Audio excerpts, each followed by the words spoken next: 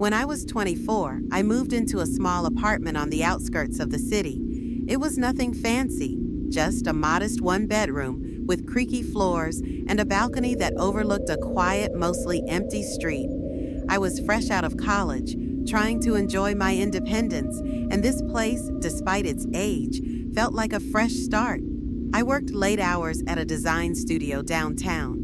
Most nights, I'd get home around 9 or 10 p.m., microwave some dinner, and sit on the couch watching random shows until I could fall asleep. I didn't know many people in the area, so my evenings were mostly quiet and uneventful, at least at first. One night, I got home from work, tossed my bag on the counter, and went to change into pajamas. When I came back to the living room, I noticed something odd. The balcony door, which I was sure I had left closed, was slightly ajar. Not wide open, just cracked, enough to make me second-guess myself. I brushed it off as forgetfulness. It had been a long day. A few days later, I found a cigarette butt on the balcony. I don't smoke, and I don't know anyone who does. My stomach turned a little. I tried to rationalize it. Maybe the wind had blown it there, or someone flicked it off another balcony above mine. Still, I locked the door and started double-checking it every night before bed. Then came the texts. They started out innocently enough. An unknown number texting things like, "Hey," or "How was your day?" I ignored them, assuming it was a wrong number. But the messages didn't stop. They became more personal. "That blue sweater looks good on you," one read.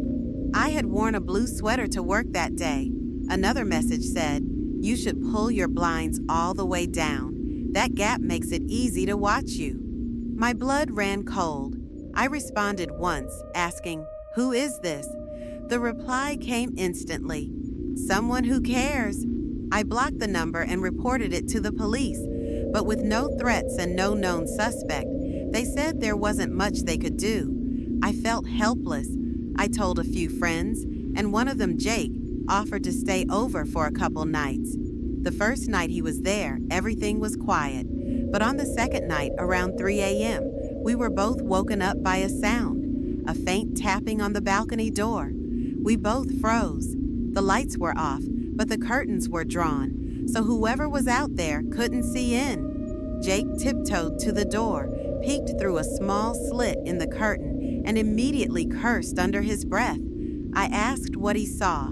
He looked pale. "There's someone out there, just standing there." He grabbed a bat from beside the couch and yanked the curtain open. The balcony was empty. We opened the door and stepped outside, but there was no one. No sounds, no footsteps, just the stillness of the night. Jake stayed with me the rest of the week. After that, I moved my bed away from the window and stopped turning on lights in the evenings. I felt watched, constantly. My blinds stayed closed, even during the day. I started getting calls with no caller ID, just heavy breathing. I changed my number, got new locks. Nothing stopped it. One night, after weeks of silence, I heard my name being whispered from outside my window, repeatedly, soft, slow, like they were enjoying it. I didn't dare move. I stayed frozen in my bed until the whispering stopped. The next morning, I found a photo slid under my front door. It was a picture of me, sleeping. That was the final straw.